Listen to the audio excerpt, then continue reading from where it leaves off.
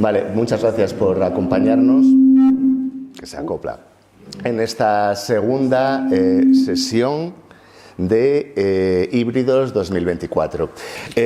Si Lovecraft ha sido uno de los grandes maestros de la literatura de horror contemporánea, el maestro de Lovecraft, a su vez, fue Edgar Allan Poe. Sin lugar a dudas, el creador del relato de horror moderno y de la literatura de terror contemporánea, ¿no? Hay un antes y un después de él. Antes fue la literatura gótica, con unas características concretas, pero Allan Poe introdujo el terror psicológico y cambió las bases de lo que fue la literatura de horror para toda la vida. Entonces, esta primera semana del festival, que hemos titulado Maestros del Horror, es un guiño a la serie Master of Horror norteamericana de televisión, aborda la figura de los dos grandes maestros de la literatura de terror.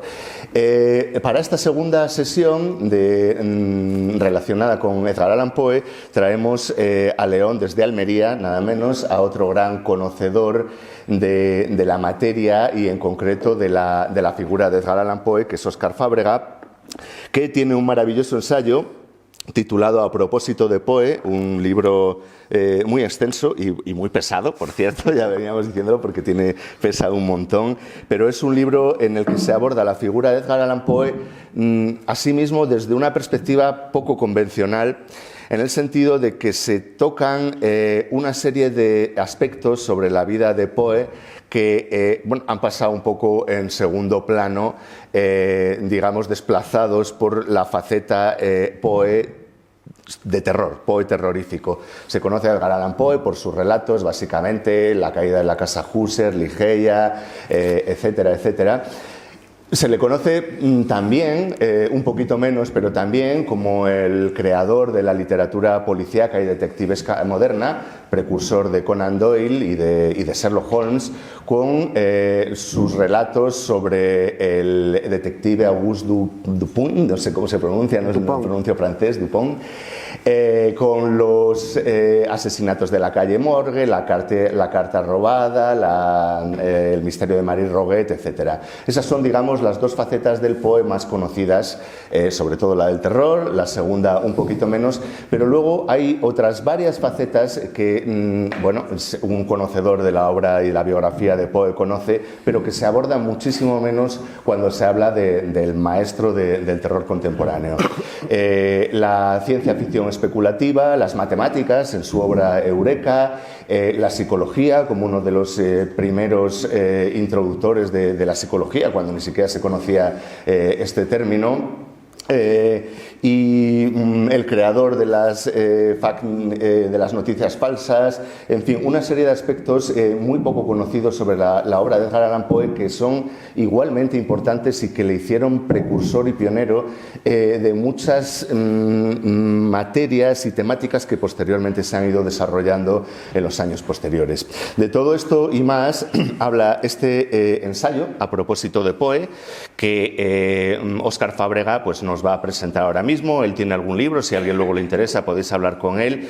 Y bueno, yo creo que va a ser un ensayo, una conferencia entretenida, acompañada con imágenes, sobre todo porque vais a conocer, por supuesto, el lado terrorífico de Edgar Allan Poe, que no podía faltar, pero vais a conocer una serie de facetas que lo van quizás a desmitificar un poquito de la imagen que todos conocemos del genio bostoniano.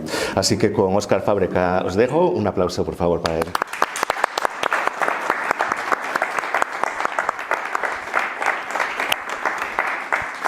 Buenas tardes, gracias por estar aquí. Un honor estar en León, un honor hablar de Poe, un honor que haya tanta gente para hablar de este personaje tan interesante. Espero, como bien ha comentado el amigo Vicente, que os pueda ofrecer una versión totalmente distinta del Poe que por lo menos el público general conoce. Porque supongo que todos conocéis a Poe, ¿verdad? ¿Alguien ha leído todos sus cuentos completos? No, menos mal. ¿Alguien ha leído su única novela, la narración de Arthur Gordon Pym? ¿Sí? ¿También? Yo he leído todo. Bueno, entonces vamos medio bien.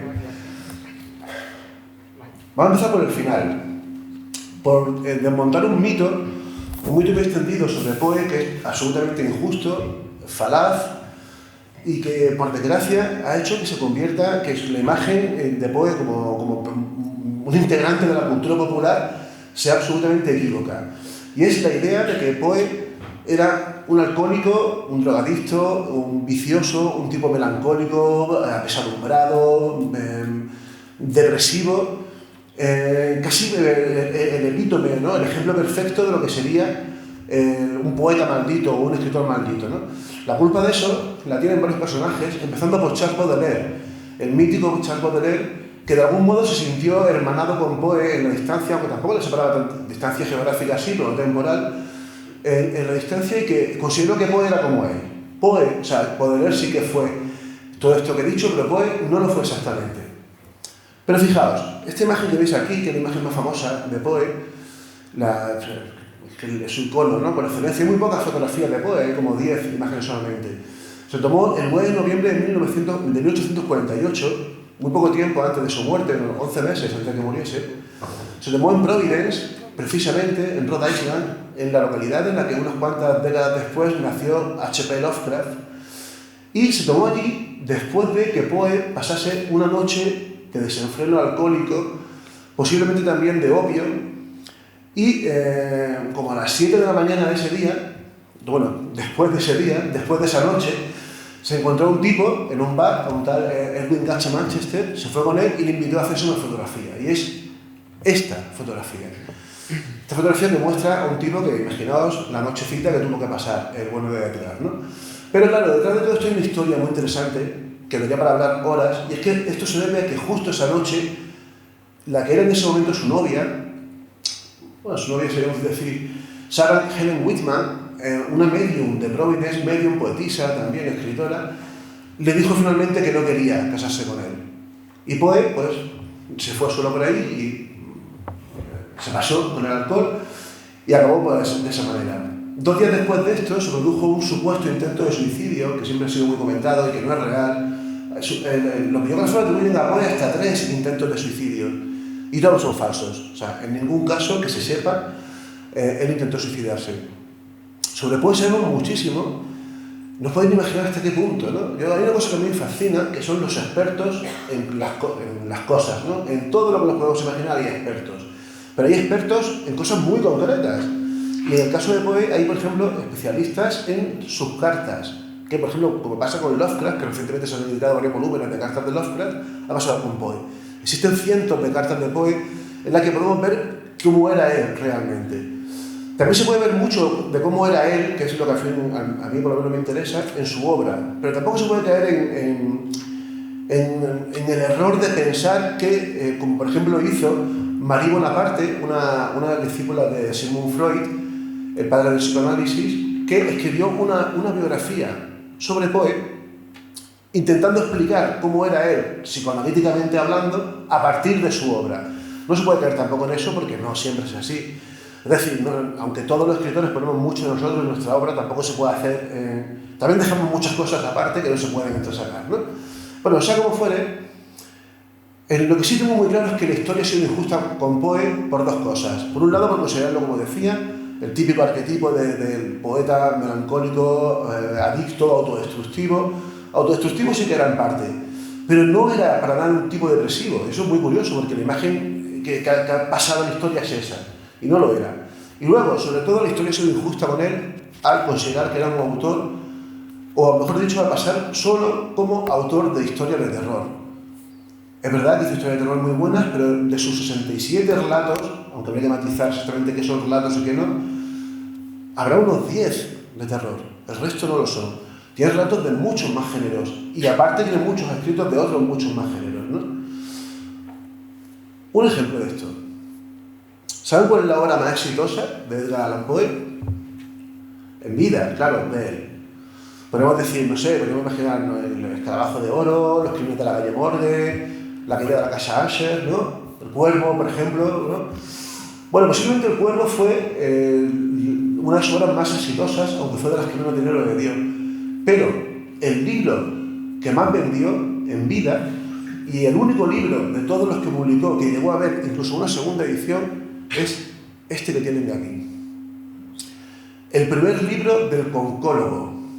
¿Saben ustedes lo que es un concólogo? La concología es... Entiendo perfectamente que no lo sepa. Yo tampoco lo sabía hace muchos años cuando empecé a investigar un poco esto. La concología es la ciencia que se encarga del estudio de las conchas de los moluscos. Y ustedes dirán, ¿por qué demonios escribió Poe un libro sobre esto?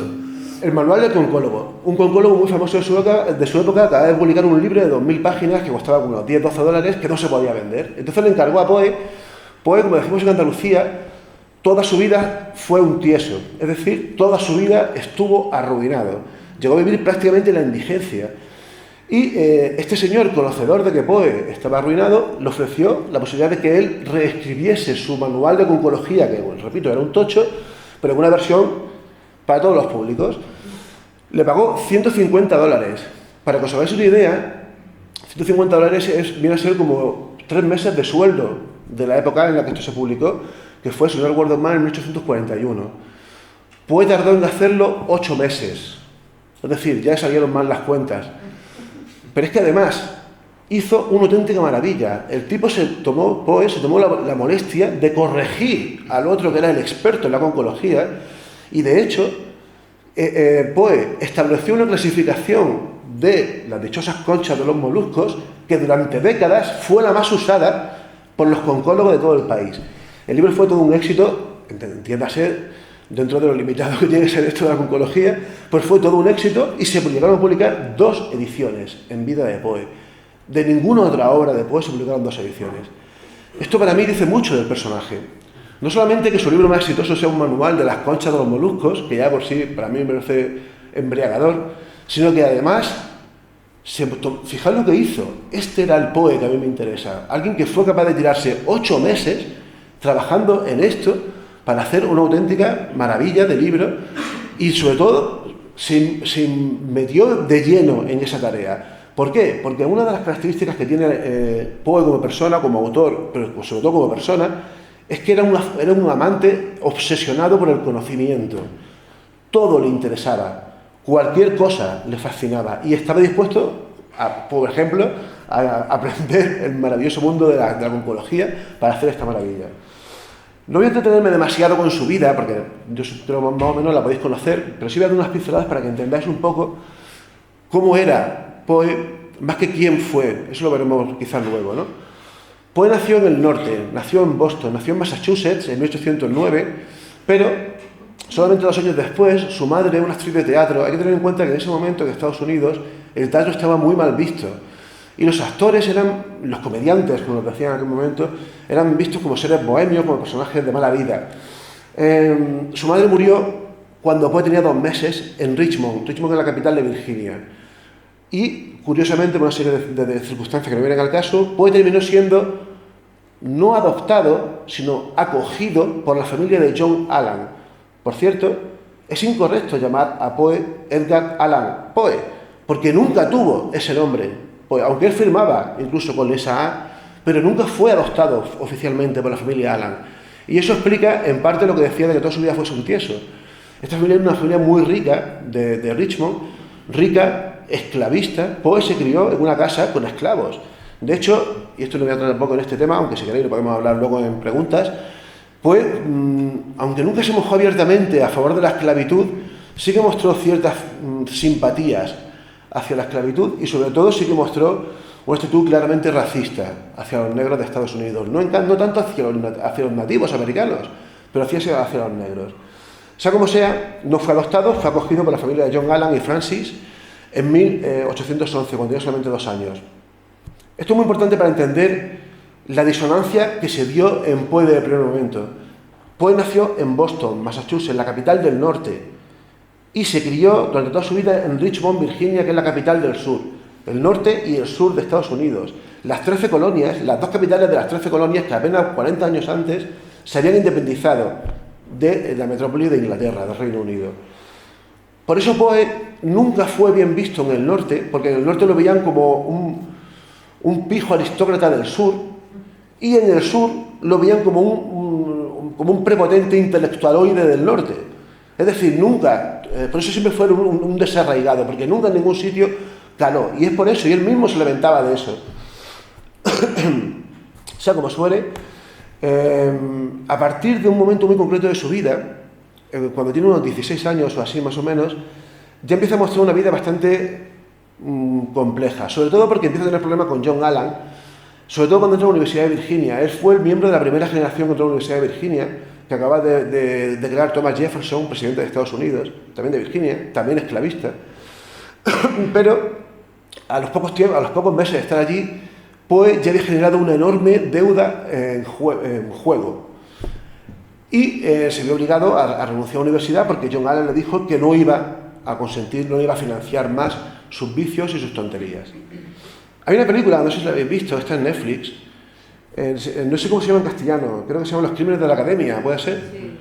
La película es muy buena, aunque no es real, no refleja bien en la historia de Poe, pero está ambientada precisamente en el siguiente paso de la historia de Poe, que es cuando dejó la universidad, estuvo un tiempo sin hacer nada, hasta que se alistó falsificando su edad de nacimiento en la Academia de West Point, la Academia Militar de West Point.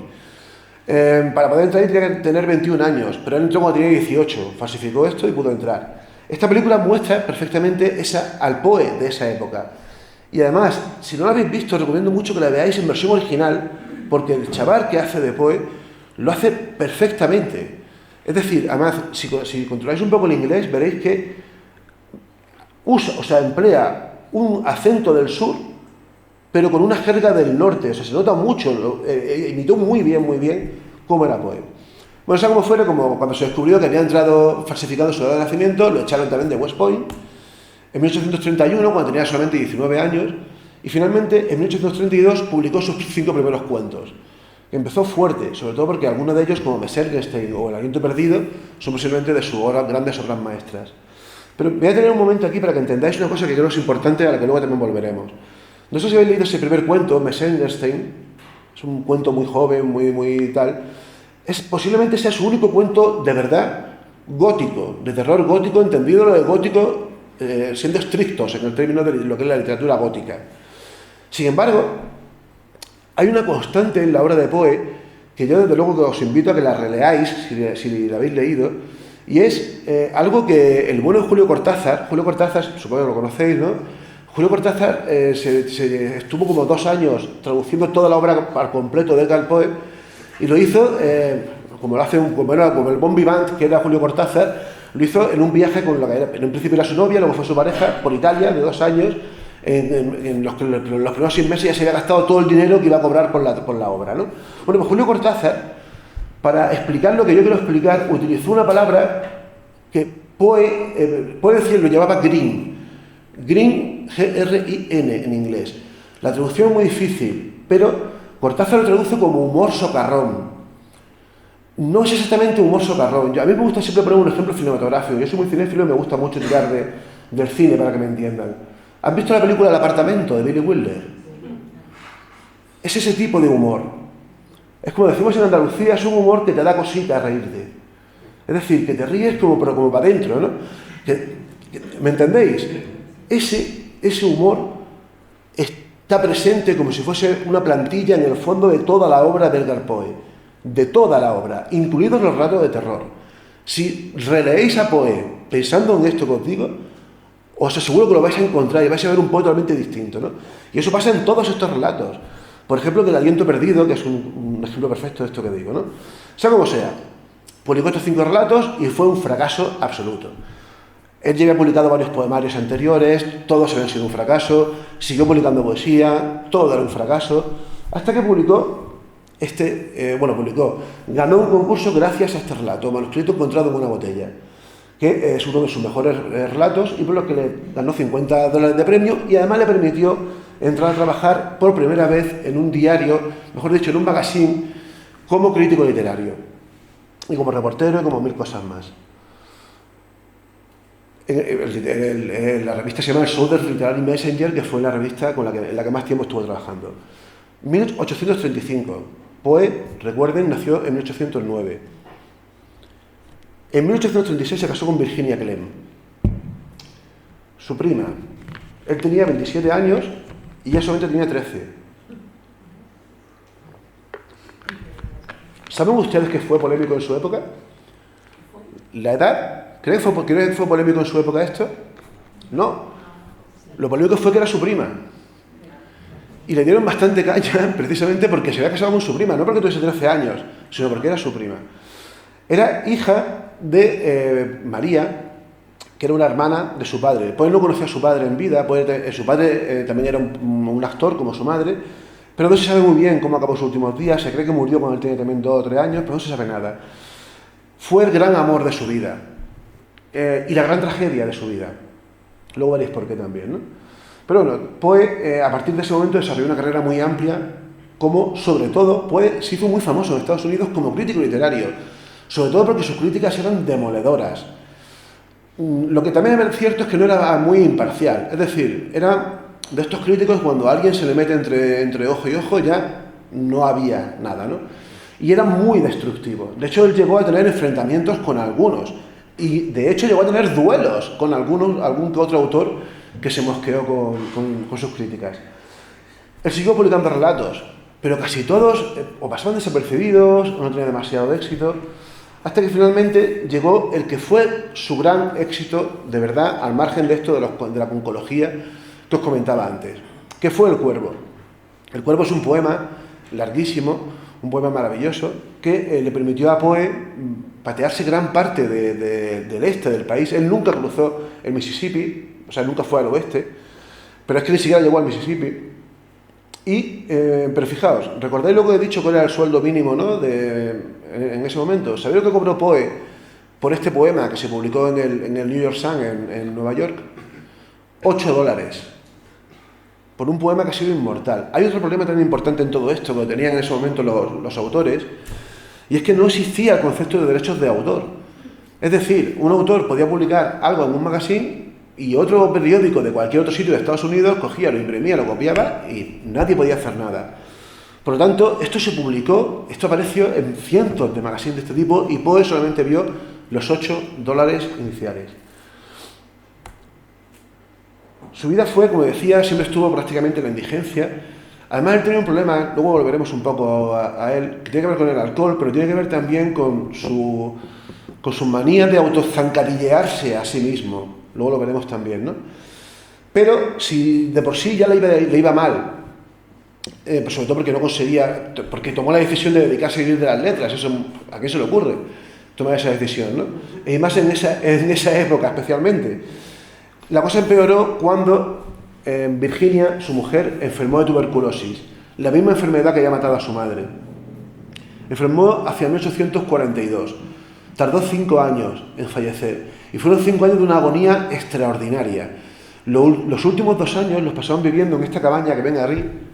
La imagen de abajo es real, está hoy en día en Brooklyn, en Nueva York, se llama Poe Park, y es la cabaña de Fordham, que como se conoce, que se conserva tal y como estaba, una cabaña sin muebles, porque Poe tuvo que vender todo lo que había en su interior para poder vivir. Varios amigos escritores suyos hicieron colectas para recaudar fondos, porque Poe no se apartaba ni de día ni de noche de Virginia, que estaba encamada, hasta que finalmente ella falleció el 30 de enero de 1847. No hace falta que leáis esta carta, si la queréis leer, la podéis leer, pero sobre todo si lo veis, que leáis lo que está subrayado. Es una carta que escribió a un amigo suyo, un íntimo, uno de sus íntimos, se llama George Everett, en la que le cuenta explica muy bien cómo era su forma de beber. Y fíjense lo que dice. Durante estos ataques de inconsciencia absoluta, bebí. Solo Dios sabe con qué frecuencia o cuánto. Mis enemigos atribuían la locura a la vida y no la bebida a la locura. Fue la horrible oscilación interminable entre la esperanza y la desesperación. Es decir, cuando él entró en una espiral alcohólica, y no era el alcoholismo como nosotros lo entendemos hoy en día, no era un bebedor de a diario, fue a partir de que Virginia empezase a mostrar signos de recuperación alternados con signos de hundimiento. Esa oscilación entre estados de ánimos es lo que a él le hizo perder absolutamente la cordura. Pero hay un momento que lo dice, me volví loco con largos intervalos de horrible cordura. Qué maravilla esto, ¿no? Hasta que finalmente Virginia fallece. Virginia fallece a partir de ese momento, recuerden, el 30 de enero de 1947. Poe falleció el 7 de octubre de 1849, casi 2 años después. En esos 2 años, ustedes pueden pensar, pues sería el momento en el que Poe se entregaría por absoluto ya, ¿no?, al alcohol, al opio, a las drogas, a la mala vida, a la desesperación. Pues sí, durante unos meses fue así, pero algo pasó en su vida y es algo muy curioso, porque a principios de 1849, después de llevar ya varios meses sin beber ni nada de alcohol, empezó de pronto a tener como una suerte de, ¿cómo diría yo?, de espiral romántico-sexual extraña, en el que tuvo relaciones como con 4 o 5 mujeres. Ojo, no se le conocen apenas amantes a Poe, durante todo el tiempo que estuvo en Virginia, por supuesto, pero tampoco antes, solamente una, Sarah Brigham Young, que precisamente en esta época, después de la muerte de Virginia, se convirtió también en su pareja y en su prometida. Para que os hagáis una idea, en esos 9 meses, Poe se prometió con 3 personas distintas, con 3 mujeres distintas. Algo pasaba por su cabeza. Y quizás lo que pasaba por su cabeza tenga que ver con su muerte. Poe falleció el 7 de octubre de 1849.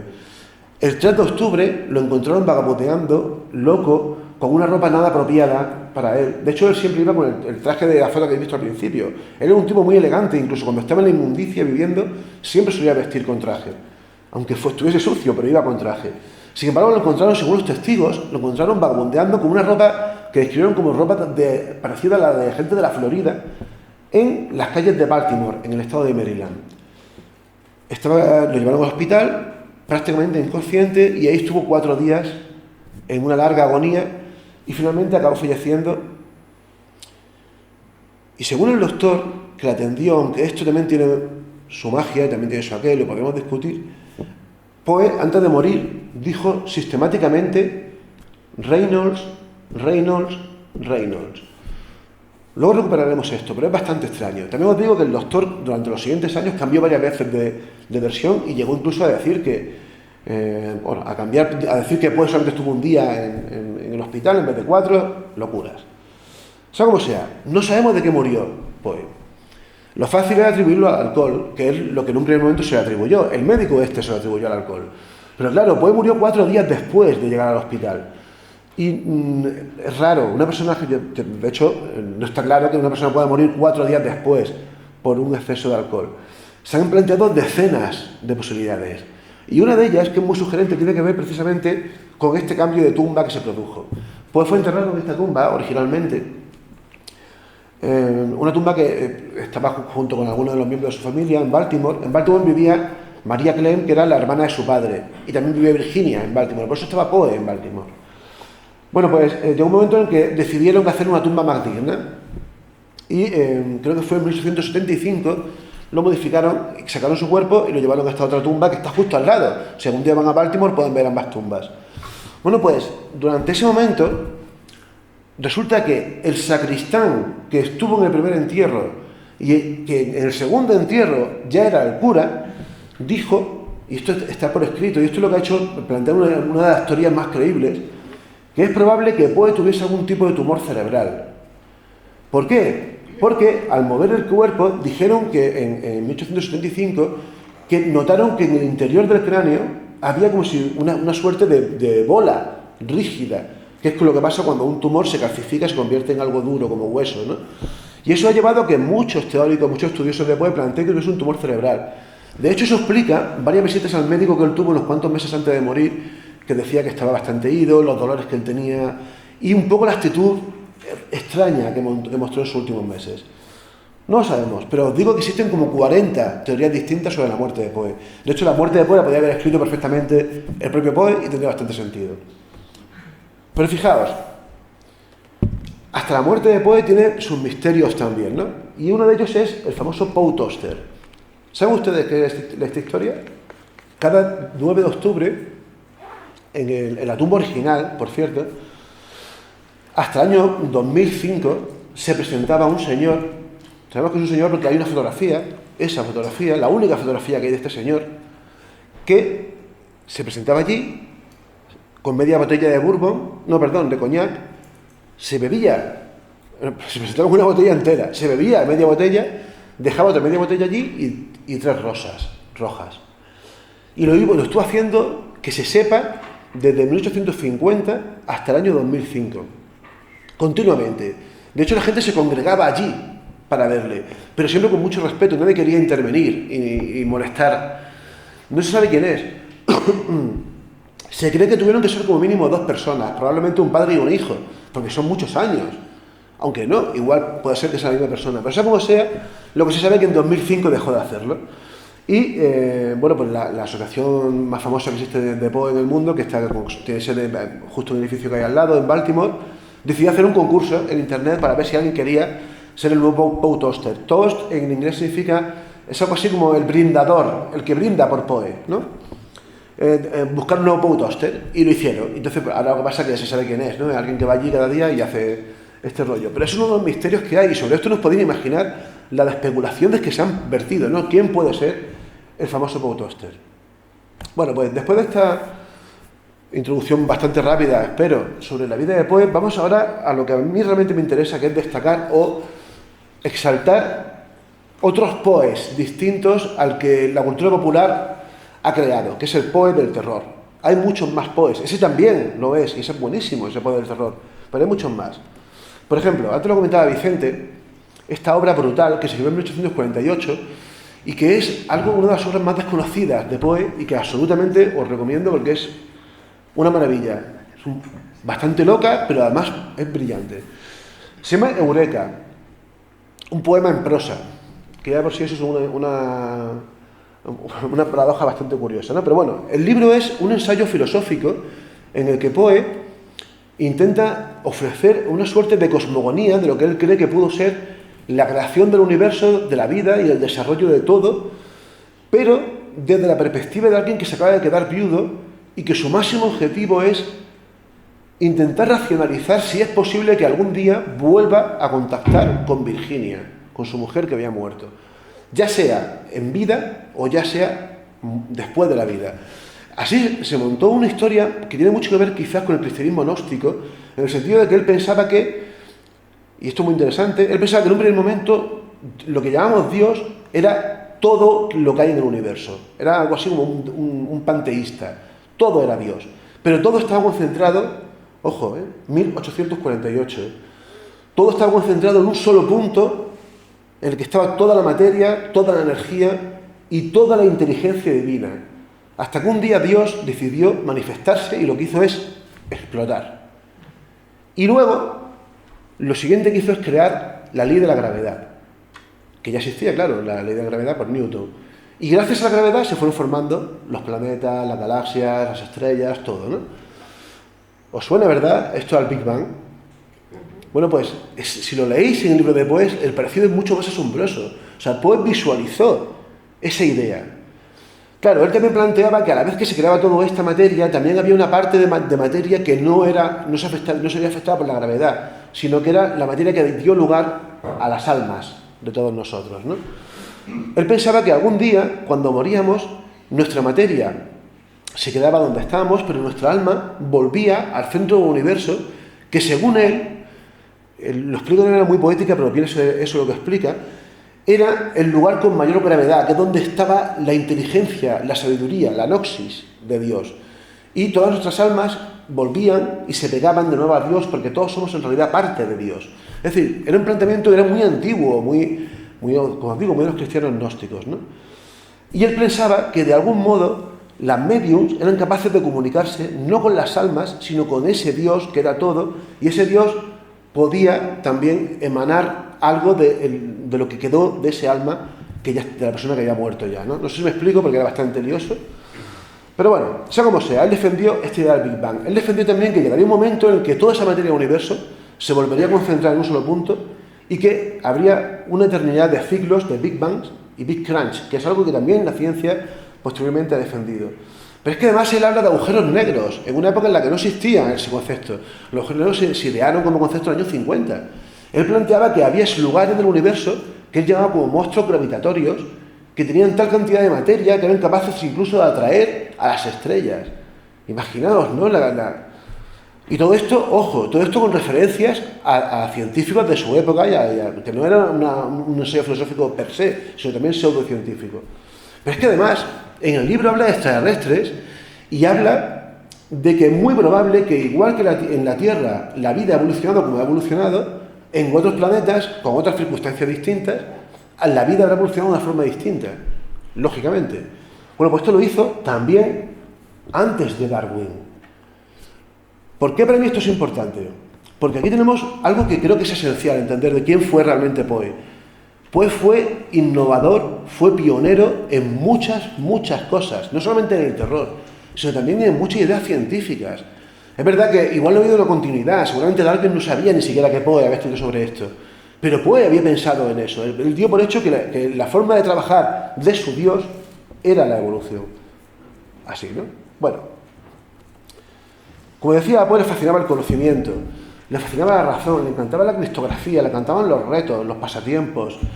De hecho, él tuvo una sección en distintos periódicos en los que trabajó, en las que se dedicaba a retar a los lectores a que le mandasen textos encriptados, evidentemente sin ofrecerle el código, y él, para que él los tradujese o los desencriptase, y lo hacía casi siempre. Bueno, a él le encantaba eso. Y como le encantaban esos retos intelectuales, por supuesto, también le encantaban los crímenes. Le encantaba resolver crímenes. En aquel momento surgió un tipo de prensa que se conoce como el de Penny Press, que es la prensa del penique, que es una prensa que, a diferencia de la que había a principios del siglo XIX y antes, eso surgió en el año 20 del siglo XIX, era una prensa que era mucho más barata y que se llama Penny Press porque costaba un penique solamente, y estaba dedicada al gran público. Y apenas contaba cosas de política ni de economía, sino que se centraba sobre todo pues, en la historia de los famosos, en cómo iba la conquista del oeste, que era una cosa que a los americanos en ese momento le importaba mucho, y sobre todo en la crónica negra, que era algo que a las masas les gustaba, ¿no? Y a Poe también. Entonces él se dispuso a resolver un montón de crímenes, de hecho se sabe que resolvió algunos. Y él mismo dijo, bueno, ¿y por qué no usar esto para hacer literatura?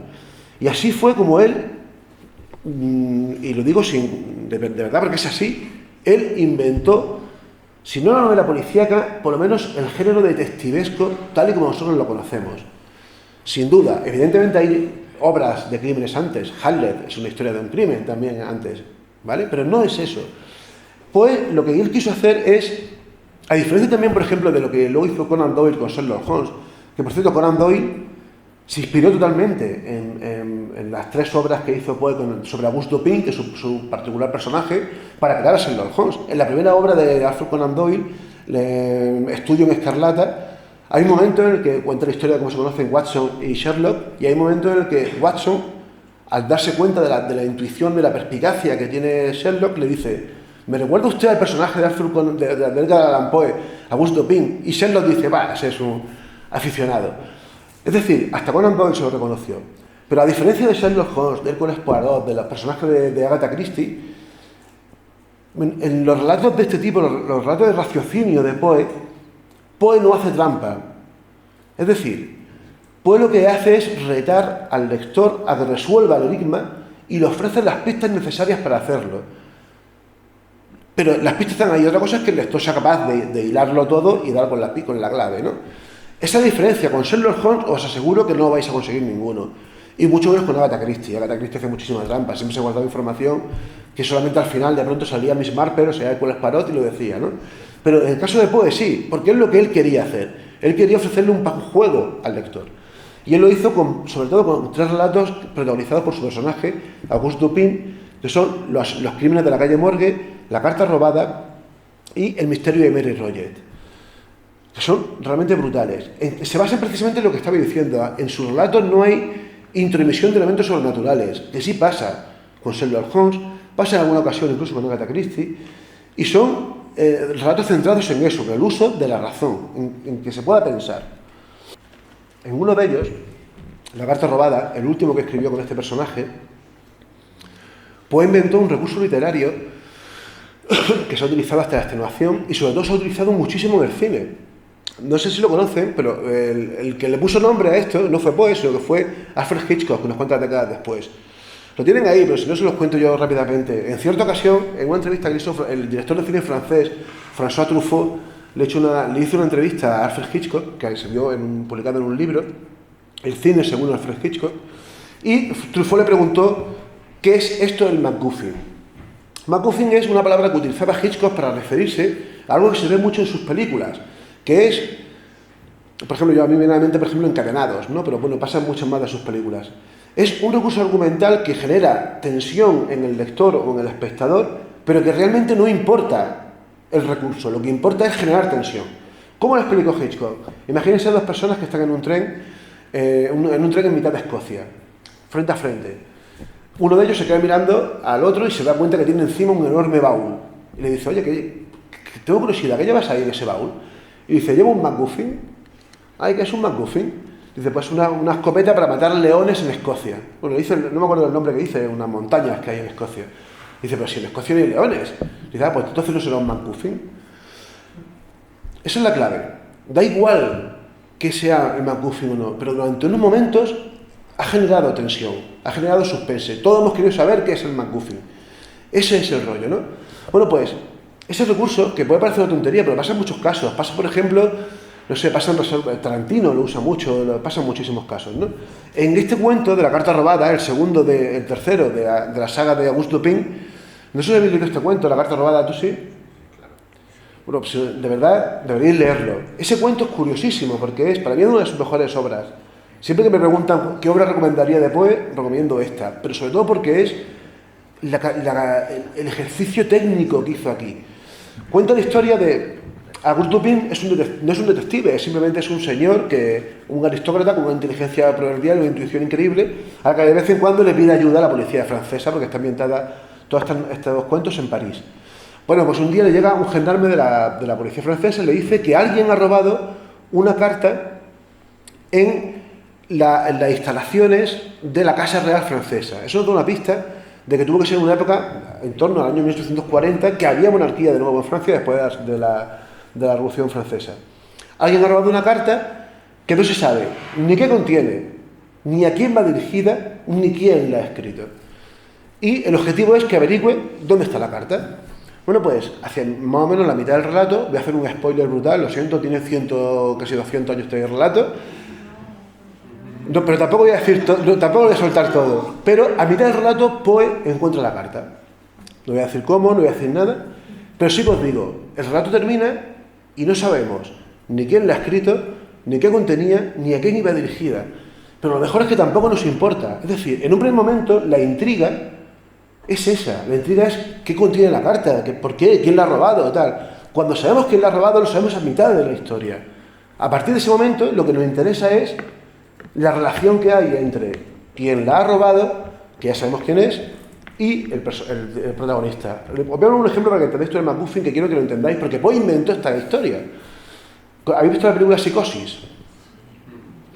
Psicosis comienza de una forma muy curiosa. Es una chica que roba en su oficina, huye, tiene como un amante con el que va hablando por teléfono, queda con él en un motel, y en el motel tiene la mala suerte de encontrarse con Norman Bates. Norman Bates lo mata, la mata. Fijaos en la historia. Cualquiera que entienda un poco de narración literaria, cinematográfica, debe entenderlo. O sea, la película empieza con una protagonista que parece que va a ser la protagonista de la película, pero a los 20 minutos muere. Eso es un ejemplo perfecto de ese MacGuffin. Cuando uno empieza a ver la película de Psicosis, la historia es, quiero ver si la chica consigue escaparse sin que la pillen y tal, pero de pronto la matan. Y a partir de ahí, el espectador se queda totalmente desconcertado, diciendo, ¿pero qué ha pasado, no? Ese es el efecto Hitchcock. Y ese efecto lo consiguió muchas veces Edgar Poe en sus relatos, ¿no? Eso es brillante y a la vez, lo digo como escritor, y como escritor que afortunadamente no me he atrevido a hacer nada de novela porque me da muchísimo respeto a los novelistas, pero de verdad, los que son capaces de dominar esta técnica son unos genios. Y sobre todo, los que son capaces de hacerlo como hizo Poe, en cuentos. Porque hay una cosa importante, y lo comentaba otro día también el amigo Jesús Palacios. Poe también fue un teórico de la literatura, y él, en un libro que se llama La filosofía de la composición, esbozó una idea muy interesante sobre lo que para él es la obra ficticia perfecta. Y para él, una obra perfecta es la que se puede leer, disfrutar de una tacada. Es decir, de tirón, no se puede parar. El momento en el que para, la experiencia se rompe. Por eso, él no escribió novela. Por eso, la única novela que escribió es probablemente su peor obra, o a la vez, para mí, su mejor obra. Luego veréis por qué.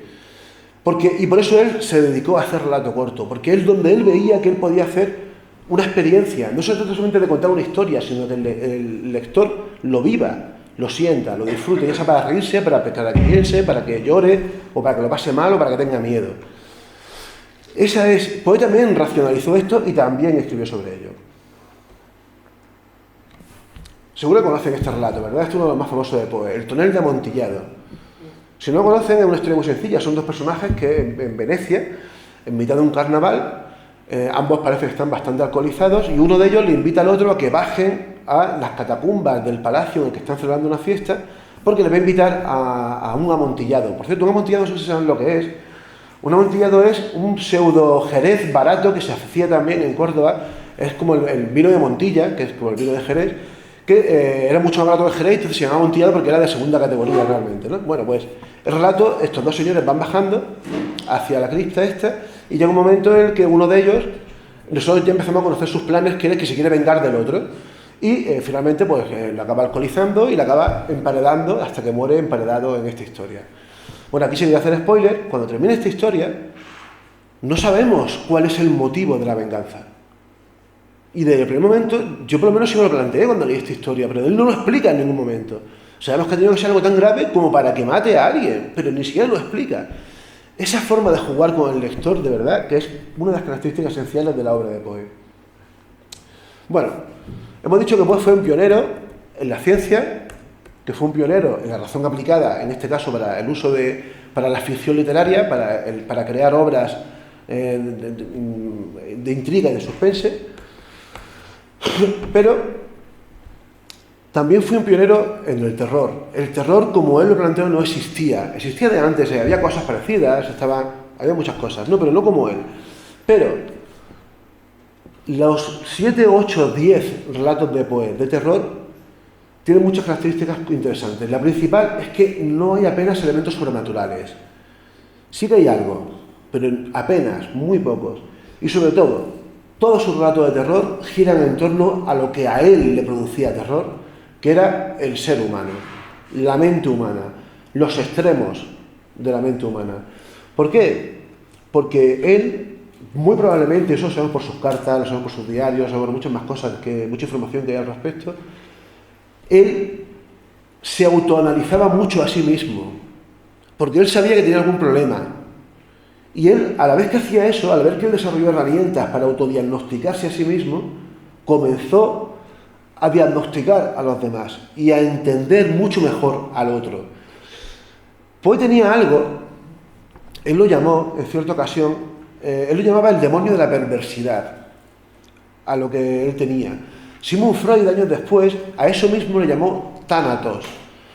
¿En qué consiste esto? Consiste en una pulsión es algo que sale de nosotros, que no podemos frenar, que es algo irracional, por autodestruirnos, por autosabotearnos, sobre todo. Y generalmente suele manifestarse ese demonio de la perversidad, como lo llama Poe, suele manifestarse no cuando uno está jodido, sino cuando uno está bien. En Poe se manifestó siempre en esos casos. Por lo menos hay 4 circunstancias en su vida en las que casi siempre fue cuando Poe consiguió un puesto de trabajo mejor o una oferta de publicación de un libro perfecta y la lió. Hay un caso, por ejemplo, que es brutal, ¿no? Le ofrecieron un puesto de trabajo en un diario, no me acuerdo cómo se llama, un diario de Nueva York, creo que era el Hudson de Nueva York, no recuerdo bien, en 1842. Tenía que entrar un lunes, le ofrecían como 4 veces más el sueldo. Él iba a empezar a trabajar como editor, no como crítico. 4 veces más el sueldo que tenía, en un momento en el que Virginia estaba súper enferma, se hubiese permitido salir de su pobreza y tal. Poe el viernes se fue a celebrarlo y el lunes por la mañana lo encontraron semidesnudo por las calles de Nueva York, gritando, loco, absolutamente enajenado. Eso lo hizo sistemáticamente. Ese era el alcoholismo de Poe. Poe no bebía diario, Poe lo hacía así. Era una forma compulsiva y autodestructiva, lo hacía de esta manera. Y lo hacía seguramente porque tenía una pulsión interior que le llevaba a decir, no puede ser. Es como esas personas que de algún modo prefieren vivir en el continuo fracaso para tener una excusa de por qué no triunfan. No triunfo porque es que la vida me da mal, me va siempre mal todo, y cuando algo me sale bien es que se me jode por algún motivo, ¿no? Porque igual eres tú el que lo jodes, ¿no? Bueno, pues en el caso de Poe él lo hacía así. Bueno, pues ese intento suyo de autoentenderse a sí mismo le llevó a entender al ser humano en una época en la que, como también comentaba Vicente antes, no existía la psicología. En ese momento la psicología no existía, existían algunas ideas, sobre todo muy mecanicistas, que planteaban que la psique tenía que ver, para unos con el pecado y con lo religioso, evidentemente no, y para otros con la anatomía. Es decir, se planteaba incluso que la forma del cerebro marcaba cómo era la forma de pensar o de actuar de alguien, ¿no? Pero pues fue el primero que empezó a pensar que no. Que nosotros tenemos cosas en nuestro interior, en nuestra psique, que se deben posiblemente a eso, ¿no? A cosas de la infancia, a traumas, a manías y cosas así, ¿no? Fíjense, le voy a poner varios ejemplos de sus mejores cuentos de terror que tienen que ver con esta idea que os digo, ¿no? El gato negro, uno de sus cuentos más famosos, seguro que si han leído a Poe habrán leído El gato negro porque es uno de los mejores, ¿no? No existe, de verdad, hasta American Psycho, fíjense, de Bret Easton Ellis, ya le he hablado de los años 90, no existe probablemente mejor definición de un psicópata en la ficción literaria, con perdón ya de obras posteriores, pero seguramente hasta esta, que El gato negro. En El gato negro muestra perfectamente lo que es un psicópata. Es decir, un psicópata no tiene por qué ser un asesino. Un psicópata es un narcisista extremo que un egoísta que es capaz de hacer cualquier cosa para saciar lo que su egoísmo le pide. Y si su egoísmo le pide matar a alguien, pues lo va a matar. Y si le pide maltratar a un gato, pues lo va a hacer. Sobre todo, luego no tiene el más mínimo remordimiento de eso. Y eso es lo que caracteriza a un psicópata, ¿no? Bueno, pues este relato muestra, pero de verdad perfectamente, un psicópata puro. Algo parecido a uno de los grandes, a Ted Bundy o a alguno de estos, ¿no? Es perfecto. Evidentemente, bueno, ahí tiene un fragmento en el que yo explico, un fragmento que además el relato está escrito en primera persona. Esto es muy interesante. Los relatos de terror de Poe casi siempre están escritos en primera persona por el propio asesino o por el propio personaje maligno, lo que aún aumenta esta idea de la autointrospección de cada uno de estos personajes, que en realidad es Poe leyendo dentro de ellos, ¿no? El corazón delator. ¿Han leído este relato? Este relato es alucinante y tiene que ver con otra de las grandes obsesiones de Poe, que tiene que ver con las manías o con las fobias, con las filias o con las fobias. El corazón delator es una historia súper rara de un señor que no se sabe muy bien por qué, volvemos al MacGuffin de antes, a la falta de información, un señor que no se sabe muy bien por qué vive con un anciano. No sabemos por qué vive con él, pero vive con él. Y el anciano tiene cataratas. Y eso hace que, especialmente, el tipo el que vive con el anciano, se obsesione con uno de sus ojos. Solamente con uno. En esa ilustración se ve muy bien el concepto.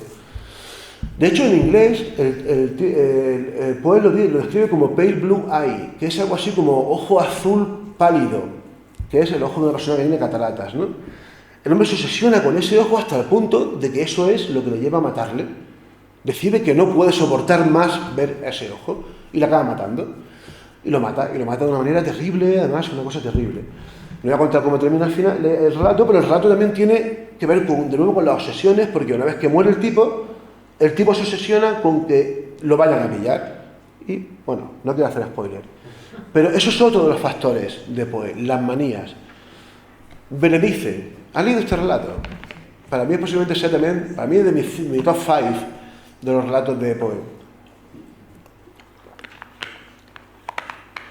En Berenice es la historia de un señor que está enamorado hasta la médula de los dientes de Berenice, no de ella, sino de sus dientes, hasta el punto de que cuando se da cuenta de que es imposible vivir con ella, porque él es un tipo extrañísimo, decide matarla y quitarle sus dientes. Pero la historia, y aquí es donde entra otra de las obsesiones de Poe, que es la posibilidad de que uno parezca que ha muerto y realmente no haya muerto. Aquí se debe hacer spoiler, lo siento, aquí se debe hacerlo. El Berenice protagonista la mata, pero ella no muere. Y él, cuando con sus dientes en la mano, está lleno de gozo porque ha conseguido saciar su pulsión, que es tener lo que él quería, sus dientes y la molesta presencia de Berenice. Pero de pronto, y así termina el relato, se escucha como un ruido y se empieza a sonar como, ¿cómo se dice cuando se frotan los dientes? Eso. Imagínense, ¿no? Ese ruido. Que Berenice, que desde más allá, que realmente no es porque no ha muerto, se manifiesta. Imagínense. El entierro prematuro, que es otro relato de Poe, gira en torno a esto. Este relato es realmente no es de terror, es una comedia. Porque es la historia de un tipo que está obsesionado con la posibilidad de que lo entierren vivo. Está absolutamente obsesionado con esto. Así que el tipo se fabrica una tumba del carajo con un montón de sistemas de seguridad para evitar que cuando llegue el momento final, el tipo pueda salir o avisar a alguien de esto, ¿no? De que no ha muerto realmente. Convence, claro, la familia, el tipo se tira meses construyendo esto, dejando a un lado a la familia, dejando a un lado a todo el mundo, hasta que finalmente la familia le convence, le dice, mira, estás chalado, déjalo, y el tipo destruye todo esto. ¿Y cómo creen que termina? Pues que le acaba pasando esto. Y el relato termina con él en una tumba sin poder salir. En La caída de la casa Usher, que seguro que conocerán, que es maravilloso, uno de los relatos más brillantes que existen de Poe, que también tiene ese humor, ese green, que como decía Cortázar, es humor socarrón. Si lo leen de nuevo verán cómo lo tiene. También está presente esta idea del entierro prematuro. Es algo que a él de verdad que lo obsesionaba, hasta límites increíbles. Por cierto, vamos de tiempo, que no sé cómo vamos. Bien. ¿Bien? Y media eso. Vale. Queda largo.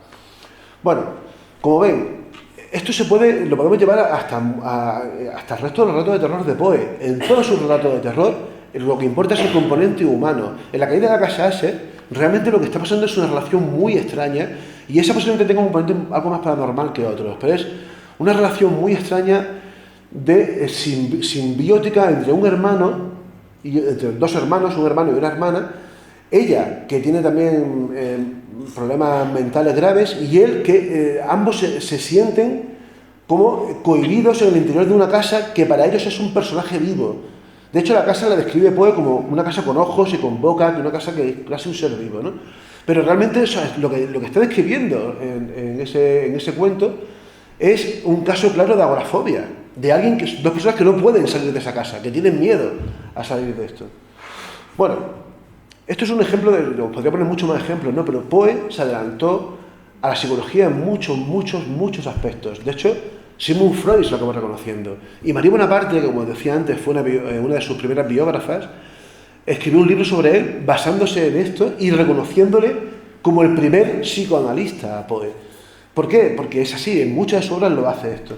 Hay no me acuerdo cómo se llama, hay un relato de Poe que a mí me fascina, no sé, es que me viene a la mente El demonio de la perversidad, pero no es así. A ver si te acuerdas tú, Vicente. Es la historia de un señor que está en una cafetería un día tomándose algo y viendo el hombre de la multitud. Ahí me entendí, ¿has visto? Claro, el hombre de la multitud. Total, el hombre está en una cafetería que tiene justo un espejo delante y está viendo a la multitud. Pero de pronto ve a una persona que le deja, perdonen la forma de decirlo, le deja pillado. ¿Quién es esta persona? Y empieza a seguirle, y le empieza a seguir por toda la ciudad. Y claro, él se va cruzando, nunca lo alcanza, pero de algún modo también le da como miedo a alcanzarle, ¿no? Ahí vuelve un poco la escena del MacGuffin, el rollo este del MacGuffin que decía antes. Lo sigue por toda la ciudad hasta que finalmente llega un momento en que lo ve, está frente a frente con él, pero no le dice nada, ni le pregunta nada, ni nada, sino que al final el hombre se va y ahí termina. Es más complejo, ¿no?, esto, pero bueno. Y ahí termina. Termina la historia y seguimos sin saber quién es. Y eso, volvemos a esa historia delante del MacGuffin, pero también está a la obsesión, a ese, ¿no? A Poe le encantaba eso, como seguramente se lo había pasado a él alguna vez. Y por lo que sea, le gustaba utilizar ese tipo de herramientas psicológicas para escribir sus relatos. Si algún día releen a Poe de esta perspectiva, verán cómo es riquísimo en ese aspecto, ¿no? Pero también Poe fue un visionario absoluto cuando se dio cuenta del poder tremendo que tenían los medios de comunicación ya en su época. Imagínense si hubiese vivido hoy en día el bueno de Poe. Pero ya en su época se dio cuenta del poder que tenían para crear verdades, o para crear mentiras, o para crear verdades a partir de mentiras, o para crear opinión. ¿Y qué es lo que hizo? Pues empezó a crear fake news. Poe tiene decenas de noticias falsas. De hecho, hoy en día siguen saliendo. Hace apenas 2 meses, yo estoy en contacto con varios investigadores de por ahí, ¿no? Hay algunos que son muy frikis de esto, nos pueden imaginar hasta qué punto. Y siguen apareciendo noticias falsas de Poe que escribió en su vida y que se reconocen hoy en día por su lenguaje. No las firmaba, las escribía cuando era un redactor normal de periódico.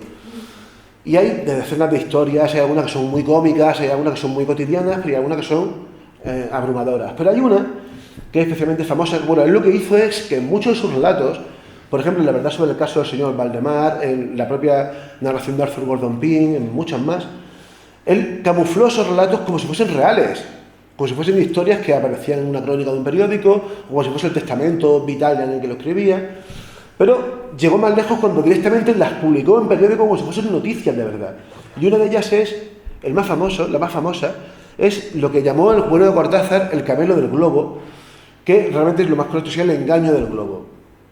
Os pongo en situación para que entendáis la grandeza de lo que hizo Poe y lo frustrante que tuvo que ser para él, además como arruinado que estaba. A principios de abril de 1844, estando Virginia en plena enfermedad, estando Poe en la indigencia, viviendo ya en la cabaña en Oxford, en el Bronx, se le ocurrió ofrecerle al New York Sun. El New York Sun es un periódico que llevaba 10 años en circulación y que era el más exitoso de todos, porque era el que más se dedicaba a esto que os comentaba antes del penny press, de la prensa para la gran masa. Le ofreció la posibilidad de hacer un engaño que iba a ser el siguiente. En la edición del periódico de la mañana, que es esta que ven aquí, saldría una pequeña nota anunciando que en una edición posterior, que iba a salir a 12 de ese mismo día, se publicaría una noticia de relevancia extraordinaria para todo el mundo. Está aquí. Es justo ese cuadradito que tiene resaltada, justo encima del globo, es ese trocito. Es el anuncio que pusieron. La noticia supuestamente era que por primera vez unos científicos y unos ingenieros habían desarrollado un globo que le había permitido cruzar el Atlántico en solamente 17 horas. Algo que, por cierto, se tardó en hacer como 100 y pico años. Ojo, o sea, que realmente era algo asombroso para su época. Y supuestamente lo que se iba a publicar a las 12 de la mañana de ese día era el relato de un cronista que estaba en Florida y que estaba entrevistando en ese momento a los que habían acabado de hacer ese prodigio. Bueno, pues aquello, imagínense, ¿no? Eso creó una expectación brutal en Nueva York y la gente se amontonó en la sede del New York Sun, que no me acuerdo dónde está ahora mismo, pero me acordaba de la calle, que hay una plaza enorme allí. Se amontonaron allí a espera de que saliese la edición esta para comprarla, con un ímpetu tremendo. Llegó un momento y la gente pues, se consiguieron de hostias para conseguirlo. Y Poe, que quería ver cómo funcionaba aquello, se presentó allí, pero llegó un poco tarde. Y cuando él llegó, que se llegaron como a las 12:20 o así, ya no quedaba ningún ejemplar. Y lo que él vio encima es que había gente revendiéndolo, porque aquello se convirtió en un fenómeno de masas. Él cobró por esto solamente $8 también. Y había gente revendiéndolo por $20. Y claro, Poe, en un momento de locura, pues empezó como a quejarse, a decir a todo el mundo que esto lo he escrito yo, que es mentira. Y la gente no se lo creía. Bueno, pues esto lo hizo muchas veces más. Si ustedes leen el artículo, a ver, yo lo he leído con detenimiento, Poe utilizó, o sea, toda la historia es ficticia, pero todos los nombres que utilizó son reales, son personas reales relacionadas con ese momento con la aeronáutica. Y todos los inventos científicos que él plantea existían en su época. O sea, está tan bien hilado que podría haber pasado de verdad, pero era mentira. O sea, se le ocurrió bien, pero no era verdad. ¿Por qué hizo esto? Porque era consciente de lo que decía, ¿no? Que los medios de comunicación pueden moldear opiniones. De hecho, fíjese, en otra de sus fake news, él, y aquí ya sí que es casi un visionario, por no decir un vidente, él planteaba la posibilidad de que hubiese una guerra entre España y Estados Unidos como consecuencia de Cuba. Y culpaba, de hecho, a la prensa de la posibilidad de que esa guerra acabase pasando, porque la prensa, igual vale, de perra prensa, la perra prensa estaba de algún modo auspiciando el levantamiento, a la prensa americana, auspiciando el levantamiento en Cuba. Bueno, pues resulta que esto pasó de verdad cuando a finales del siglo XIX, Charles Foster Kane, mejor dicho, no me acuerdo cómo se llama ahora mismo el personaje de real, Charles Foster Kane, el personaje de Ciudadano Kane, de la película de Orson Welles, William Randolph Hearst, eso es. William Randolph Hearst, que era un líder de la prensa estadounidense, se encargó, de hecho, de convencer a la opinión pública de que el Estado interviniese en la guerra entre España y Cuba por la independencia de Cuba, y de hecho fue también por una manipulación de la prensa por culpa de este señor, ¿no? O sea, hasta en eso se adelantó Poe a su época. Pero, y esto ya vamos casi que terminando, esto es una de las cosas que mucha gente no suele conocer cuando no leen a Poe al completo, y es el Poe de la ciencia ficción. Yo me crié en una época en la que se daba por hecho que los padres de la ciencia ficción eran dos, eran Julio Verne y H.G. Wells. los dos, ¿no? Pero hoy en día ya es cierto que se reconoce que no es así. Pero creo que es injusto, o sea, ha sido injusto porque realmente, mucho antes que estos dos, Poe hizo ya relatos de ciencia, de anticipación y de ciencia ficción pura y dura. Por ejemplo, La incomparable aventura de un tal Hans Pfaall. ¿Lo han leído este relato?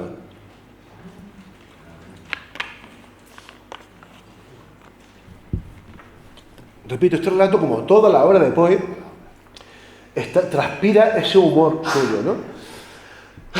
Imagínense, este relato también pretende ser real. De hecho, se publicó en un periódico como si fuese real. Un montón de gente reunida en la plaza principal, la plaza mayor de Rotterdam. Están todos allí cuando de pronto ven que empieza a bajar como un globo del cielo, un globo chiquitillo. Y que en vez de tener una canasta, lo que tiene es, ahí lo ven, el típico sombrero que tenía en ese momento la gente de los Países Bajos. Va bajando el globo, hasta que de pronto se dan cuenta de que hay un ser ahí, un ser muy pequeño y que no es humano. Y claro, cuando está a punto de tocar tierra el aparato el globo con el ser, pues la gente intenta como cogerlo y así que el ser que va en el aparato empieza a tirar lastre, empieza a salir, a subir de nuevo y tira una carta. Y la carta que tira es la historia en sí, que es la historia de un tal Hans Pfaall que cuenta que unos cuantos años antes, huyendo de una serie de acreedores a los que le debe dinero, decidió construirse un globo con la intención de irse a Estados Unidos, pero la cosa salió mal. Y el globo ese, pues al final lo que hace es que acaba saliendo de la atmósfera, y es increíble además cómo Poe construye de una manera un poco naif, está claro, visto desde hoy en día, pero explica, por ejemplo, los problemas que hay con la gravedad, los problemas que hay con el oxígeno, cómo consigue salir de la Tierra y se acaba instalando en la Luna, y en la Luna se convierte en una especie de rey de los selenitas, que son los seres, uno de ellos es este que viene en la navecilla. Y en la carta termina diciendo que en caso de que se le perdonen sus deudas, él volverá y contará todo lo que ha encontrado de la Luna, que es algo realmente alucinante y demás, ¿no? Bueno, Poe tiene intención de continuar este relato. De hecho, iba a ser su primera novela, pero no tuvo demasiado éxito y de hecho, pues no lo continuó.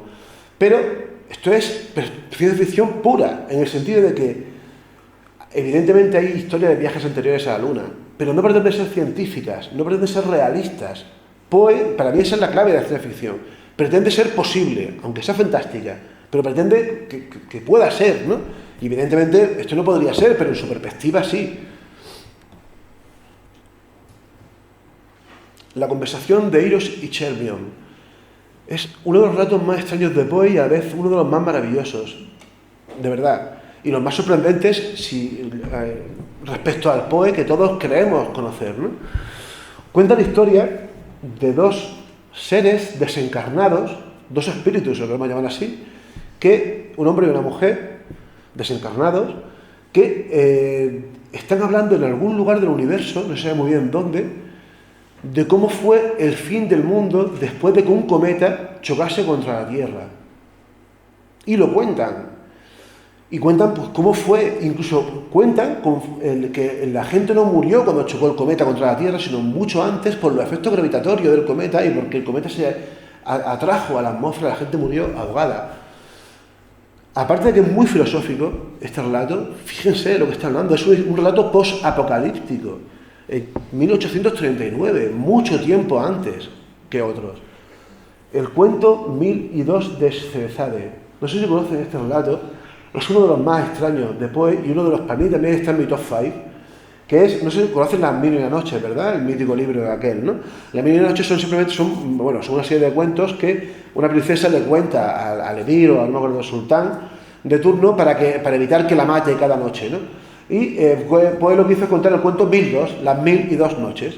Y el cuento consiste en que un día, fíjense, y además espero que entiendan la referencia a la perfección. Un día, Sinbad el marino, que es uno de los personajes de Las Mil y una Noches, está en una playa después de una de sus misiones, una de sus aventuras, y de pronto ve cómo del mar empieza a salir lo que él describe como un pez gigante. Pero cuando se empieza a fijar bien, se da cuenta de que el pez tiene las escamas metálicas y que en vez de tener los ojos al frente, los tiene por todo el lateral, y de los ojos, que tiene muchos, sale luz. Sale del mar, este artefacto, se queda como flotando, y de la parte de arriba se abre como una compuerta de la que empiezan a salir unos seres vestidos de negro que él acaba dándose cuenta de que son hombres. ¿Qué creen que es eso? Submarino. Está claro, como submarino, ¿no? ¿A qué escritor tradicionalmente se le ha atribuido a Verne? Bueno, pues Verne lo hizo 40 años después que esto. Verne, por cierto, máximo respeto para Julio Verne, claro está, sobre todo porque Verne fue un gran admirador de Poe y fue un gran discípulo de Poe. Hay decenas de homenajes de Verne a Poe. Bueno, pues no solamente la historia se queda ahí, sino que Sinbad se queda flipado con aquello, claro, lo invitan a que se monte y el cacharro no solamente es que sea un submarino, sino que además vuela. Se levanta, sale volando y empiezan a ver distintos sitios del mundo, distintas civilizaciones, distintos lugares y tal, hasta que llegan a la tierra en la que viven los seres que han creado ese artefacto. Y la tierra en la que viven los seres estos es una tierra en la que hay fotocopiadoras, frigoríficos, globos dirigibles. Piensen una cosa, en ese momento existían los globos, pero no los dirigibles. Tardaron en existir como 50 años. Poe los planteó, incluso planteó cómo hay dibujos en este libro de cómo podían ser los dirigibles. No me acuerdo más, había un montón de inventos más, había autovías, había coches que no iban con caballos, sino que iban con vapor, bueno, muchas cosas. Y finalmente lo que descubre es que no ha viajado en el espacio, sino que ha viajado en el tiempo. Y el lugar en el que está es el propio Estados Unidos, pero de 150 años después. Es decir, es un relato de viajes en el tiempo brutal. 1845, mucho antes de H.G. Wells hiciese La máquina del tiempo. Pero fíjense, hay mucho más, ¿eh? Conversaciones con una momia. Esto me recuerda mucho a lo que ayer lo puso también el otro día el amigo Jesús Palacios. Las historias clásicas de la momia, mejor dicho, mira, voy a hacer un reto. ¿Recuerdan ustedes la historia de Frankenstein, no? De Mary Shelley. ¿Cómo le devuelve la vida el doctor Frankenstein a su creación? ¿Seguro? En el libro no dice nada. Claro, es que esa es la historia, la cultura. Os aseguro que yo me he leído el libro un montón de veces y yo también daba por hecho que era así. No es con la electricidad. Es simplemente por unas cosas químicas. Eso es la película sí es así, en todas las películas. Mary Shelley sí que comenta en el libro alguna historia relacionada con la electricidad, pero no es lo que reanima a su monstruo. Sin embargo, Poe, en una época en la que, unos años después de Mary Shelley, claro, está muy interesado en las posibilidades de que mediante la electricidad se pudiese resucitar a la gente, y lo utilizó en varios relatos. Y en uno de ellos es este, Conversaciones con una momia, que es un relato en el que, con una pila, consiguen reanimar a una momia, y la momia pues despierta, y la momia resulta que era un emperador, un faraón, que se pone a hablar con un montón de tipos que precisamente son todos masones, de hecho, y se ponen a hablar y empiezan a preguntar. El relato acaba cogiendo unos derroteros acojonantes, porque termina hablando de la creación. Claro, el tipo este sabe muchas más cosas de la historia que se han perdido, y acaba siendo un relato de historia y ficción alucinante, ¿no? Pero de nuevo, utilizando la ciencia, la electricidad, para hacer ficción narrativa.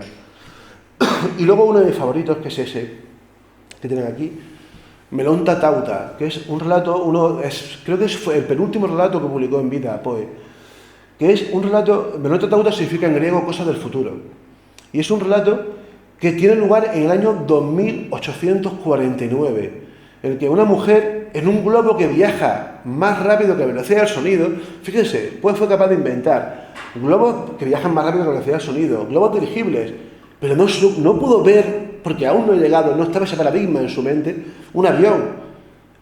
Su mecanismo eran globos, mejores o peores, pero eran globos, ¿no?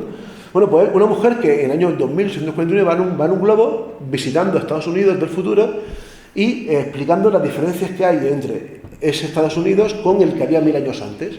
Y básicamente en eso consiste. Este relato es brutal, de verdad, de la capacidad de invención y sobre todo del acierto. Y además, y aquí en este relato es muy curioso, Poe, como buen sureño, era los sureños, la gente del sur de Estados Unidos tenía, y sigue teniendo, de hecho eso se explica por qué votan a Trump, tenían también un tono como aristócrata y como de los que, a ver cómo decirlo, de los que defienden que la democracia no es válida porque el pueblo por lo general va a estar equivocado, y los que tienen que mandar son los que valen, y son ellos los que tienen que encargarse de recordarlo. No una dictadura, algo así como una dictadura del mérito, ¿no? No sé, como eso de que hoy en día hablan de meritocracia mal empleado, pero bueno, quizás es un poco así. Bueno, pues el estado futuro que describe en 1849 era así. Era un estado en el que la democracia ha sido abolida, precisamente en el que ya hay un gobierno fundado por los mejores y los más sabios. Y ya casi que termino, de verdad. No sé cómo vamos de tiempo. ¿Vamos bien? Bueno, ¿saben ustedes lo que es el mesmerismo? Es el origen de la hipnosis, claro. O sea, la hipnosis, de hecho, se descubrió sin querer como consecuencia de esto, que es algo bastante irracional. A Poe esto le flipó. El mesmerismo es una doctrina que inventó Mesmer, que es un austriaco al principio del siglo XX, que caló bastante en Europa y que consistía básicamente, Mesmer pensaba que existía un fluido universal que él le llamaba el magnetismo animal, que era de algún modo lo que mantenía el equilibrio en la creación. Y eso es lo que nos relacionaba a nosotros con los planetas, con todo, ¿no? Y los desequilibrios de esa energía son los que provocan las enfermedades. Es algo parecido, por ejemplo, ¿os gusta lo que es el Reiki, por ejemplo? Bueno, pues el Reiki defiende que existe una energía que es el Ki, que es una energía también que está en toda la materia, que se puede modular precisamente con las manos. Y en eso consistía el mesmerismo. En un primer momento se movía con imanes. Se trataba a la gente con imanes para reconducir esa energía y sanarles. Pero finalmente lo hacía con las manos, con la imposición de manos. De hecho, fíjense en la ilustración que tienen aquí, cómo se ve exactamente eso, ¿no? Bueno, pues en esos pases mesméricos, que como se llaman estas sesiones, muchas de esas personas entraban en un trance hipnótico, sobre todo por el poder de la sugestión, que es lo que está detrás de todo este rollo. Y muchos realmente se acaban curando, quizás por el poder de la sugestión, seguramente por el poder de la sugestión. Pero lo que le interesó a Poe de esto fue las capacidades que tenía esto a nivel narrativo. Imaginamos, por ejemplo, que esto pasa, que hipnotizamos a una persona en su lecho de muerte. ¿Qué pasa si la persona muere y está hipnotizada? A lo mejor somos capaces de hablar con esa persona y de ver el más allá. O a lo mejor somos capaces de que no se muera realmente, ¿no? Bueno, pues él lo utilizó esto en 3 o 4 relatos, no voy a entrar en mucho detalle, pero que es brutal, pero uno de ellos es La verdad sobre el caso del señor Valdemar, que es uno de sus mejores relatos, y que la verdad es que esa imagen es un super spoiler de cómo termina el relato, pero no lo voy a comentar.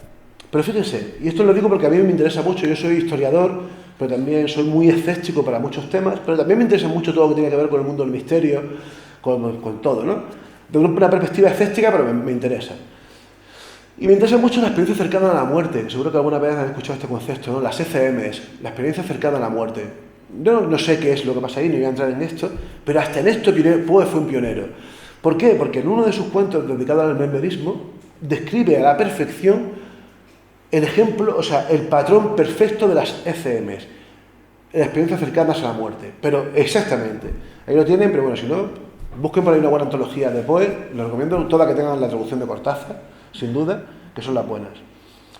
Y ahora sí que termino con uno de mis temas favoritos, que llevo años divulgando este tema, porque ya os digo, evidentemente esto es una tontería, pero es un tema que a mí me fascina, porque a mí me fascinan las creencias. Yo tengo muchos libros sobre religión, yo soy historiador especializado en historia de la religión. Este proyecto sobre Poe realmente es un poco una rara avis en mi carrera, pero realmente tiene mucho que ver, porque tiene mucho que ver con temas que también trató Poe, ¿no? Y uno de ellos es precisamente esto. Fíjense, os pongo situación.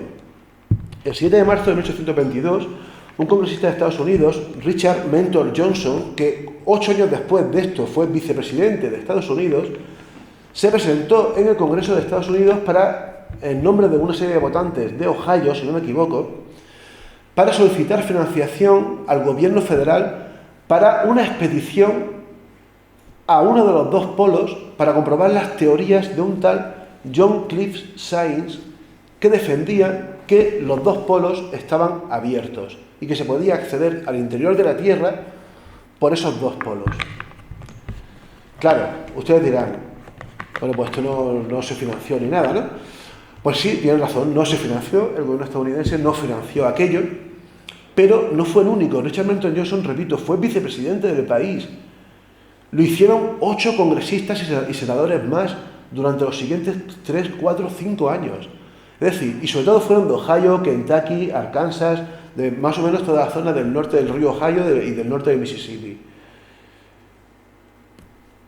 Había un movimiento muy fuerte en Estados Unidos en la tercera década del siglo XIX de gente que creía que la Tierra estaba hueca, y no solamente que estaba hueca, sino que se podía acceder a... No hueca en el sentido de que haya cuevas enormes, sino hueca. O sea, ellos pensaban que la Tierra era así.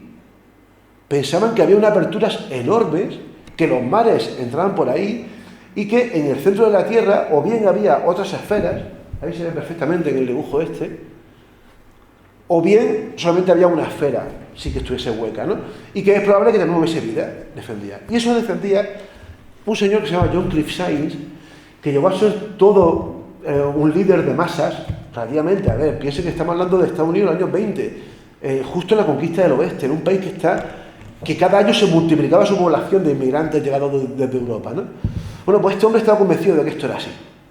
Y consiguió convencer a miles de personas y además a, repito, congresistas y a senadores que estaban convencidos de que esto era real. Y a mí esto, perdonen, pero a mí me alucina, ¿no? No estamos hablando de cuál. Richard Menton Johnson de verdad fue uno de los presidentes, de los vicepresidentes más queridos de Estados Unidos. No fue presidente después de 8 años de vicepresidente porque lo mataron, pero aspiraba a ser presidente y lo hubiese sido seguramente. Bueno, pues, claro, cómo no, esto a nuestro amigo Poe le fascinó la posibilidad de que esto fuese así. Imaginen que esto es así, ¿no? Bueno, pues él le dedicó sobre todo 2 relatos, 2 de para mí sus mejores relatos, que son un descenso al Maelstrom, que cuenta exactamente eso. El Maelstrom es una formación natural que en efecto existe en el Mar del Norte, es un torbellino que se produce en según qué condiciones meteorológicas y atmosféricas, que hace que ha habido muchos naufragios, pero bueno, tiene una explicación, no tiene nada que ver con la tierra hueca. Pero para Poe, esto es un ejemplo de esto. Por cierto, y aquí voy a hacer un pequeño kick cut. En este relato, y aquí también voy a hacer un spoiler, un barco es atrapado por este torbellino del Maelstrom y acaba llegando a la tierra hueca y acaba siendo expulsado por otro sitio, por un volcán que está en Islandia. ¿Ustedes han leído Viaje al centro de la Tierra, de Julio Verne? Bueno, pues manuscrito hallado en una botella, que fue el relato con el que ganó su primer concurso, Poe, que hizo muy famoso, también utiliza esta historia de la tierra hueca como excusa argumentativa para contar una ficción. También el relato que comentaba antes de Hans Ford, del tío este que huye a la luna. Hay un momento en el que él describe cómo va siguiendo de la atmósfera y va contando cómo va apreciando los continentes, y hay un momento en el que describe la apertura de los polos en ese relato. Pero donde Poe desarrolló esto en toda su extensión es en la narración de Arthur Gordon Pym, que es su única novela, la que yo os comentaba antes, que es para mí su mejor obra, pero más que probablemente sea su peor obra. O no, yo qué sé. A ver, os lo voy a argumentar. ¿Alguien ha leído esa novela? ¿Vicente? ¿Alguien más la ha leído? A ver, la novela realmente es insufrible. Es insufrible, pero ¿por qué? Hay 2 teorías al respecto, lo podemos discutir. Podríamos hacer un club de lectura, si queréis, dentro de unos meses sobre esto, ¿no? Lo podemos discutir. Si es insufrible porque él no supo adaptarse al formato de una cosa que no fuese un relato, o si él pretendió hacerlo así. Mi teoría, y aquí discrepo con el amigo Cortázar, es que él quiso hacerlo así. Él quiso que fuese una novela desasosegante y que insufrible, coherente con lo que estaban viviendo el personaje. La historia es muy sencilla. La historia cuenta la historia de Arthur Gordon, que es un chaval que vive en Nantucket. Nantucket es la capital ballenera de Massachusetts, que se monta de polizón en un barco que dirige, o sea, que el capitán del barco es el padre de un amigo, que es el que le cuela para que se haga polizón. Se cuela con un perro en el barco, por cierto. Estando de polizón bajo la cubierta del barco, hay un motín, no voy a contar demasiado, no, hay un motín en el que se acaban matando casi todos. Y este está a punto de morir, está como 2 semanas ahí sin comer, sin beber y tal, hasta que finalmente consigue salir. El barco este acaba naufragando, total, que al final solamente quedan 3 personas. El cocinero, que es como describe Poe, un medio indio, él, Arthur Gordon Pym, y su amigo. Su amigo acaba falleciendo y, siguiendo la ley del mar, solo tienen que comer, muerto. Así que solamente quedan 2. El medio indio, que es el colega viene su buena suerte del Watson de Sherlock en esta historia, y Arthur Gordon Pym. Sea como fuere, acaban teniendo varias circunstancias, acaban montándose en un barco que los rescata después de estar a punto de morir de inanición en mitad del Atlántico. Y ese barco tiene como objetivo, es un barco también ballenero, pero que va hacia el sur. Esto le pasa en el norte, muy cerca de Islandia. Van hacia el sur y llega un momento en que empiezan a notar en el barco que el barco tiene como una atracción irremediable que le lleva cada vez más hacia el sur. pasan incluso en la frontera, la latitud más al sur que se ha llegado en ese momento, que si no me equivoco eran 82 grados sur, pasan esos grados sur y se empiezan a encontrar con aguas muy frías, con hielo, lo que uno puede esperar, ¿no?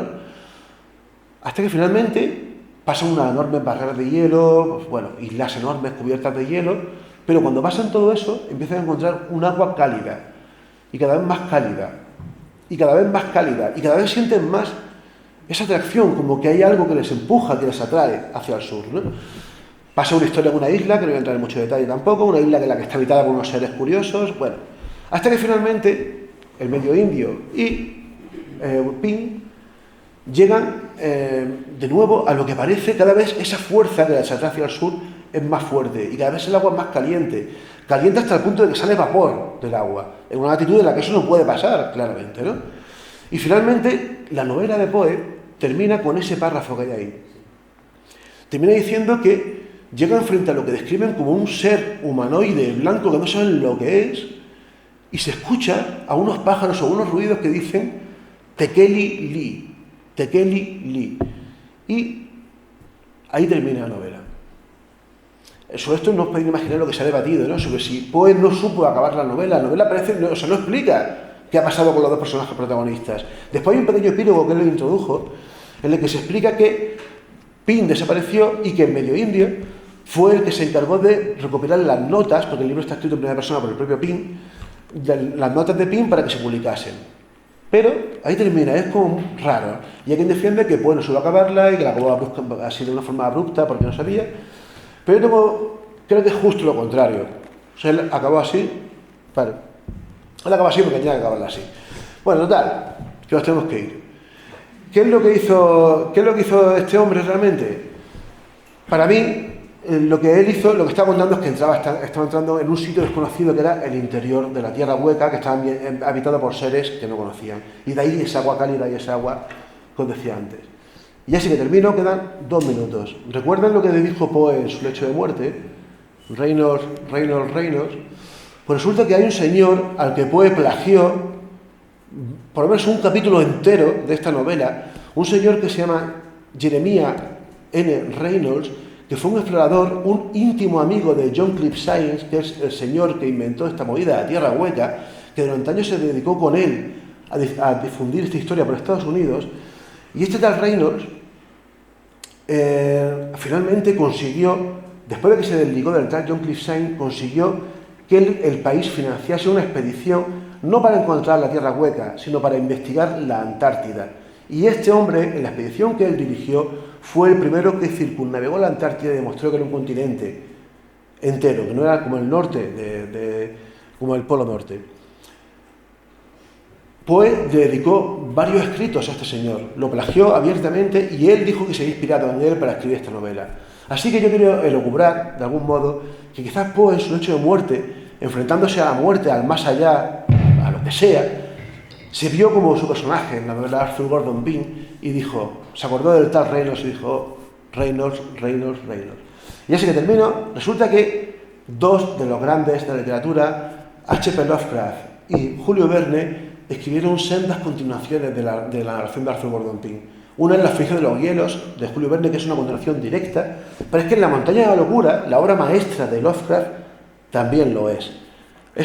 Está ambientada en el mundo. De hecho, si recuerdan, al final de La montaña de la locura, cuando se están yendo en el avión, se escucha eso de Tekeli Li. Muchas gracias, de verdad.